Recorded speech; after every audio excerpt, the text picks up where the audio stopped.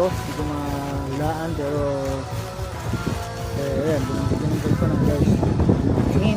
Yun, ayan, cable wire, ayan no guys, ayan no, ang instrumento, ayan, TL, pang mic o ano man, no. Ang bilhin, haba yan, so dudugtungan na lang. So I think baka actually reserve ako lang bro. Yan at least meron na tayo. Legit legit. So ay, dalawa siya. Yung isa pa. Yan, dalawa siya guys. Yan. Okay naman. Solid naman. So yan. Kasi pag bumili ka ng mga wires na may mga PL na napakamahal na. Ito mura lang ito, bili ko. Magkano siya? Nakalagay. Hindi yata nakalagay dahil Gcash. Sa Gcash yata ito.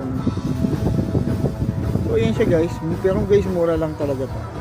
Compare dun sa napaka-equal lang, igagastos ka ng 280 ka. Kaya mga 100 plus lang siguro. Hindi ko alam kung ilang lang meters to. Pero mga mahaba yan, so magagamit ko siya sa PL. So nakita nyo naman marami akong binlag tungkol sa mga yung 2025 din sa wala itong mga pinurchase ko para magamit. So minsan nakakaligtaan kasi naligtaan ko kasi bumili ng mga detail, yung mga maliit na detail. Minsan every year bibili ako ng instrumento. Ngayon stop muna ako bumili ng gitara, ng keyboard. Ngayon, focus ako dun sa mga maliit na detalye. Yan, yung mga kable.